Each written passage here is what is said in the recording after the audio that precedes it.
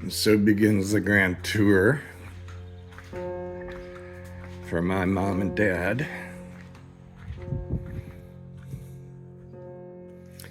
I just cut yesterday. JP cut the front yard. Looking good. In the front yard we still use an electric mower,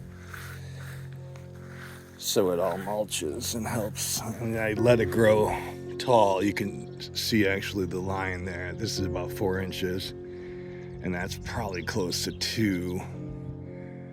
But I'll get to that. Here are, which you'll see later, the beginnings of some Colorado blue spruces from our backyard. We lost one last year. Margaret pulled the dead stuff out here. You can see the other stuff's pretty good, so I'm not sure if she's going to replace anything or what. This is my DIY bird feeder. And of course it has a Pavlovian response.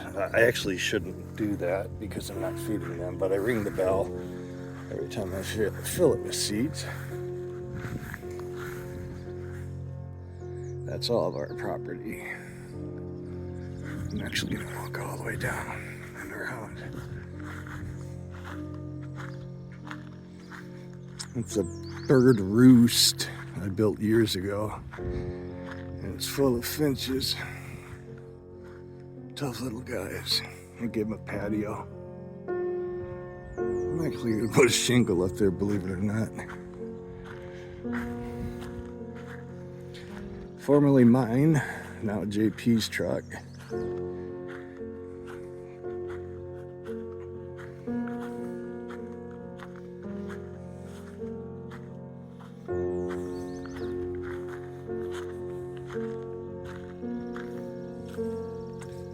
And so, yeah, this is all ours to the golf course, which I used to cut, but it's literally a waste of time and money and resources. So now I just keep the path. Our lot line actually goes to where that tall grass ends with our neighbor's property. So these are Russian elms, which are not indigenous from what I understand. But as you can see, they take off. So green is green. I leave them be. Some people refer to them as junk trees. I don't believe there's such a thing. That guy last year was 2 feet tall. It grew that tall this spring. It's got to be close to 9, if not 10 feet. Another Russian elm. And here's one on our corner. And our lot goes, I'll walk around it.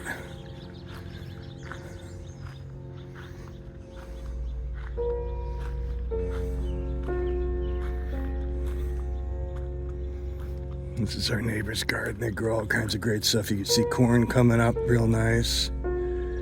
Tomatoes, peppers, it looks like. He's smart. He ran a line down here to water it.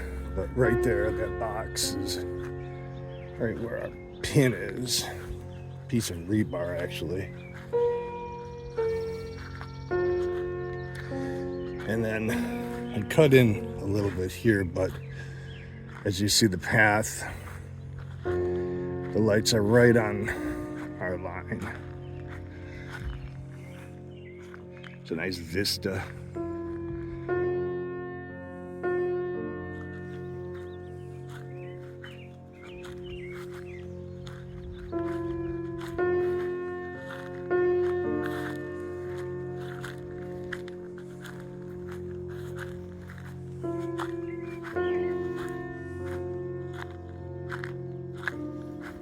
So this would be the utility boxes for this lot, which is ours.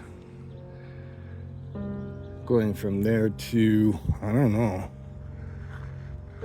Actually, I don't know. I'm kind of assuming that light pole is the marker between the two lots down here, but I do not know. That would be mulberry.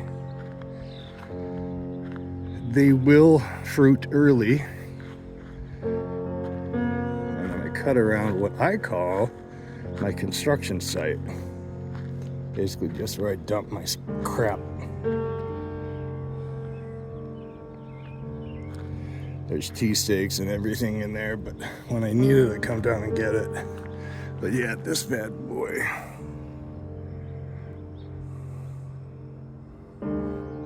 is very productive. And you can see if you don't cut them, as I'll show you ours, they grow like that, which is fine. But I wanted ours to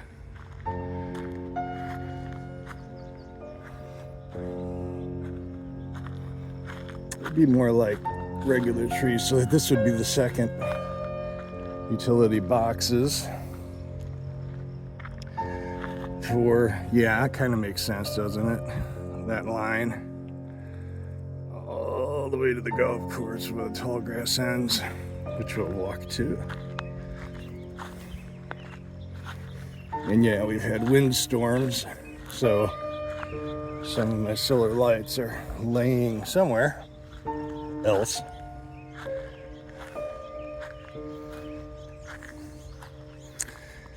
Those pine trees are called Nordic pines, and down there in the valley, at the very bottom, water does run. It drains, I should say. All of those properties, as well as our neighbors and ours. And so when we do get a lot of rain, it pours down into the golf course and forms a river. It creates a lake. It's pretty cool, actually. Not for the golfers, but c'est la vie.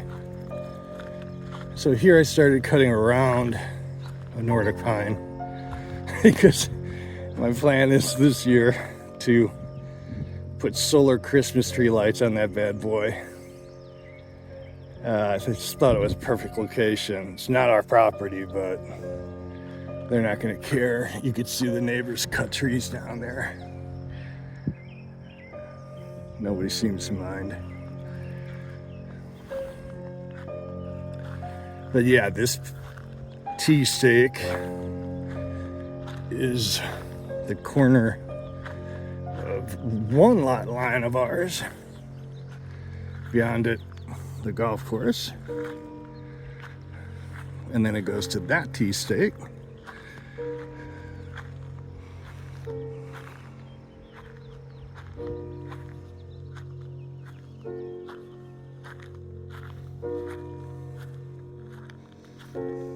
From which is a good vantage point for the golf course.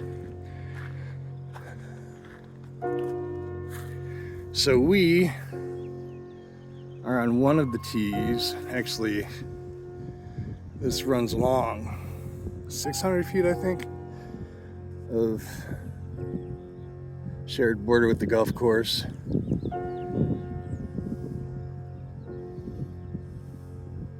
They added that a few years ago. They call it a ladies' tee. It's closest to the hole, which is way down there. If you can see that golf cart, that's right off the green. These are forsythia, like we have in Joliet.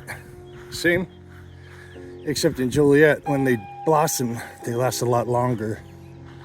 Here, you get like a couple days maybe of yellow flowers.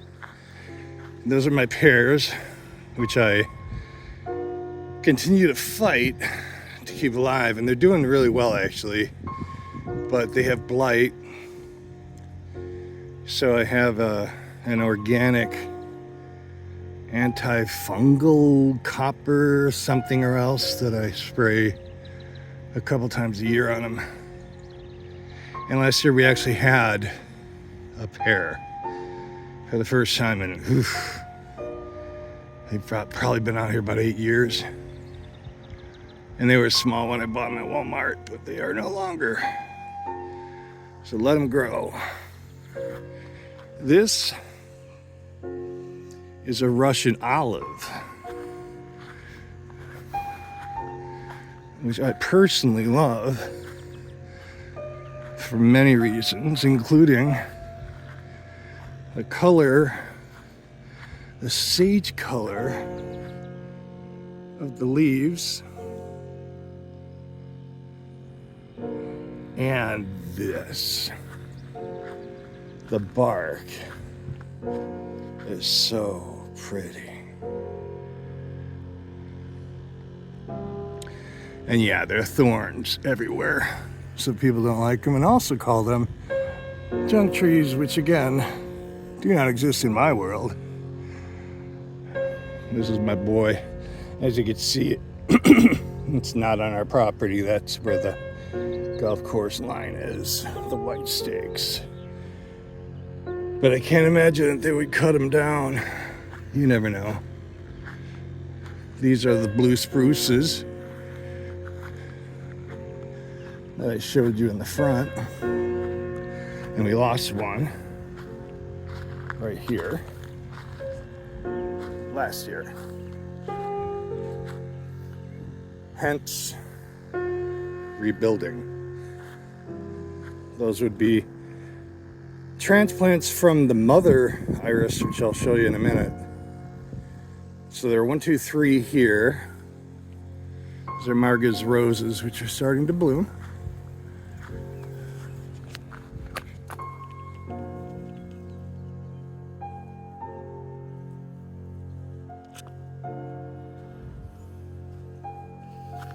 Switchgrass, which I still have to cut down. And then terracottas. Margaret's gonna put wildflowers in there. And here are different roses. And these are my Concord seedless grapes. Probably about 10 years ago I planted them. And man, they were less than a foot tall. And there were 3 plants, believe it or not. So as you can see, I built sort of a trellis using tea stakes and whatnot, and then also added some wood to come out. And the tea stakes take the weight, so it's not on the deck, because it gets heavy when they get full. But they are greening up nicely. That would be another mulberry. This one, if you can make it out, is right on the line. But as you can see, I'm cutting it so it grows up as a more traditional tree. So this is the mother iris, planted in 2012. So that makes 4, including Mama. Sand cherries, salvia, daffodils, not looking too hot. And then I think I'll just look around this way first, and then of course our lot line just continues all the way to the neighbor's house up here. So this is our pumpkin patch. These are, my God, 75-year-old. Yeah, those bulbs are from Joliet, tiger lilies, out by the street on Wyoming Avenue. And a few years ago, I dug up about 1/3 of them. I continue to split them as they continue to grow. This is my pumpkin patch. These 3 containers, which you can see are irrigated with the drip lines. Those are tiny pumpkins, ornamental really. I don't know if you can cook with them. Now there's another tiger lily from the original from the original in Joliet. And these are medium-sized pumpkins, which are about the size of a soccer ball. And they make good cooking pumpkins. Soups, torte, which is a Brazilian dish, like a ravioli. And then these are the jack-o'-lanterns.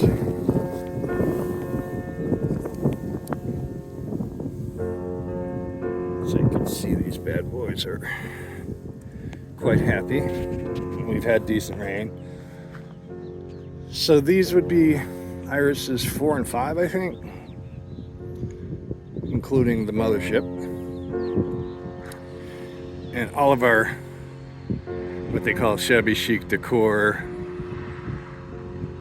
to give the illusion that this is a tiny house, are coming down this year. Mark is going to replace it with the barn stars, and this is the transplant from Joliet. I'll tell you, lilies. And I don't want to cut into it right now. I'm going to wait till fall. That would be asparagus. Year 2, you can see it's thickening up and getting tall. So we will have asparagus. And strangely enough, I planted those seeds all through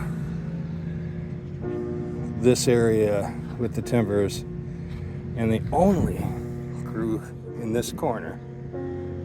But Margaret's got salvia. Oh, and that would be number 6 iris. And there are actually like 3 or 4 more down at the bottom of the retaining wall I just walked past. So yeah, there's about 10. This would be cantaloupe. Drip irrigated. As you can see, the darker soil there. And then again, there goes our line. Solar lights, of course. And you could see where we end and they begin.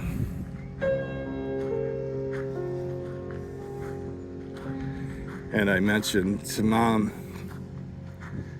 that we lost our neighbor, Norm, last December. I miss him a lot. So I put in a flower bed. And those are perennials. And they're pink, purple, red. It's all on the red side because their flowers are all red. So to match their decor, their accents. And I don't have to water it, and here's why. That pipe drains from all of the downspouts on this side of the house, which you can see over by the barbecue. There's one that goes down under the concrete, and then there's this bad boy, which they all connect to, so it drains right down. And Norm used to tell me, because he saw how green this area was compared to the rest of the lawn. He always said, put a tree in there. And I didn't want to take away from what they've done, because it's just so beautiful here. It's like a park. So I just didn't want to put in a tree, but these are perennials and they'll bloom each year, come back, perennials. And again, since water drains down this way, that soil gets water from underneath. So these roots, I don't water them. These roots are digging down to the water source by design. So it's literally maintenance free. Those 2 trees are peaches, which are almost dead. The little guy to the right is cherry. And then those 2 tea sticks are on that dead tree. Around a crab apple tree that I bought and had professionally planted for Margaret's Mother's Day a few years ago. Here's the remnants of one of JP's mini golf holes. They still exist. They're just not used. That you can see our tiny house, which is in for a painting. We had a really bad windstorm, and the insurance company is going to pay for a brand new roof, not just on our house, but on the shed as well too, as well as the garage door, the fence in front of the front porch. So we'll just start here. These are tomatoes growing in from seed. They're all where the cages are seed, except for, well, not except for, including this one, but this one's different. They are simply just a hodgepodge of different tomatoes that we've had in the past that I planted, along with beans to put nitrogen in the soil as companion plants. But these are a sort of vine cherry tomato, which we've never grown before. So I'm curious to see what's going to happen with that. And then these are all peppers. These would be Thai, as in Thailand, Thai peppers. Right there you can maybe make out the strawberries in the weeds. I have to clean all the weeds out. These are also Thai. And then these two are pepperoncini, Italian peppers. And these two are mixed color bell peppers. And there you can see what's called a volunteer mulberry, where clearly a bird sat on top of the tea stake and did his or her business, which deposited nicely into the hole. And here she comes. So as you can see, I'm cutting it so it grows up as a tree, and it won't affect any sunlight because it's on the far west side of the garden. But we'll have lots and lots of mulberries. This is gooseberry. I planted from seed last year. It grew in. It's coming back with a fury. And if you Google gooseberry, you can see what I'm going to do is let it be a bush. I'm not going to trim this one into a tree because that is way too close to that tree. So I'm going to make sure that that tree is nice and tall, underneath which we have a gooseberry bush, which will get sunlight. And in these holes are rosemary. And then these are the spearmint, which are also perennials. We're almost all perennials now. We might actually be, I'm not sure. Except for the tomatoes, which kind of self-seed, so they're not perennials, but they will come back every year. But rosemary's from seed, and you can see wherever there's a little crack, the spearmint find and grow, and c'est la vie. I'm going to let them do exactly what they want to do. So at the base of the mulberry are morning glories, like Grandpa James had, blue, white, and red. Yes, patriotic theme. Also with beans to give them some natural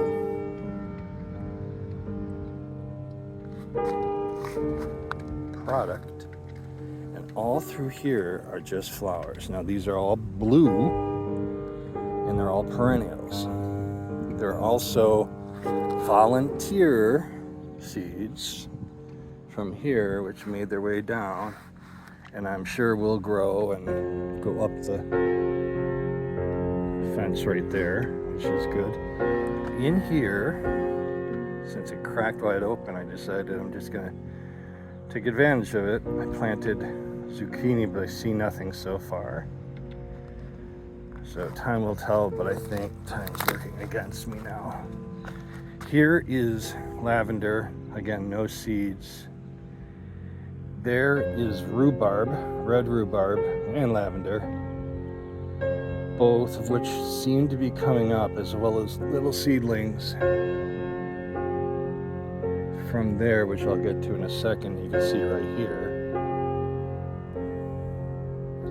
And I'm not sure if that is blackberry or mulberry, but we're going to let it grow, cut it so it grows as a tree, and that won't block out any light across the garden. Try to get it a little bit better with the strawberries.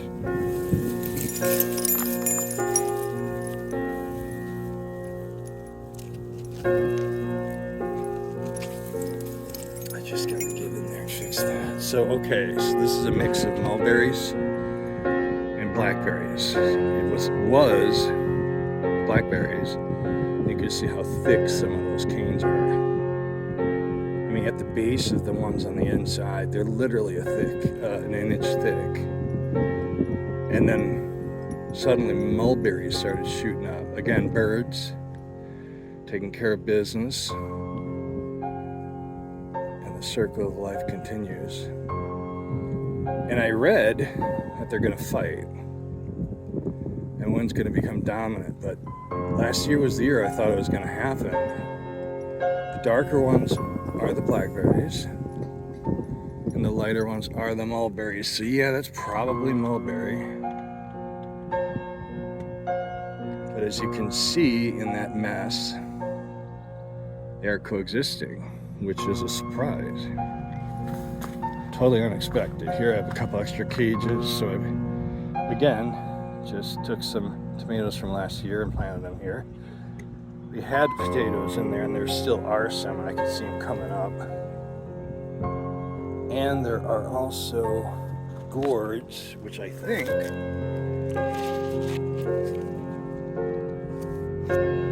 right there. And here I had popcorn, and I'm leaving this intentionally because I had read some articles that say that it's actually conducive for growth of plants that you want to crawl and flourish. So that said, here's my popcorn garden. Almost a foot tall in some spots. And you can see here and there beans that are companion plants to give them nitrogen. But you can also see sunflowers. So I told Marga, if you want to pull it, because it does impede the popcorn growth, but I don't think she's going to, and I certainly don't want to. So on the inside, these planters are peas, which will crawl up the fence nicely, and perennial wildflowers. You can see the drip line.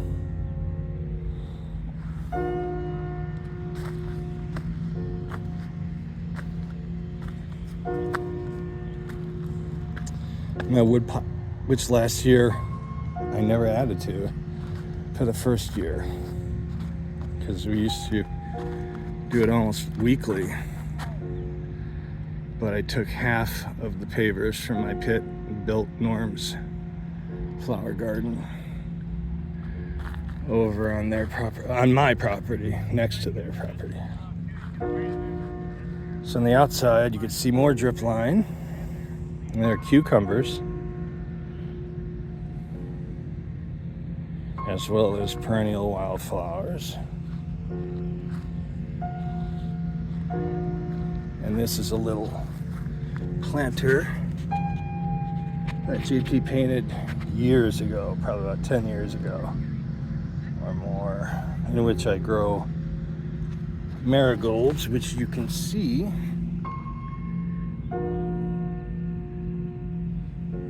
are already coming up, as well as everything else.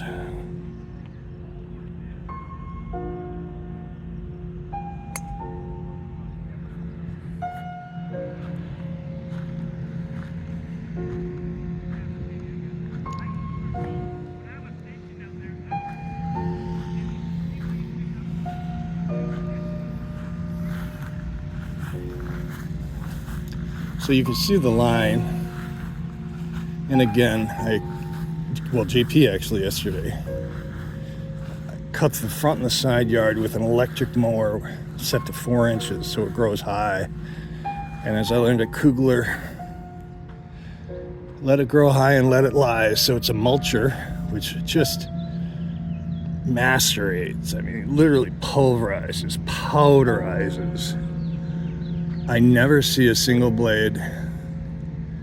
It's instant mulch and clearly working. You can notice the difference.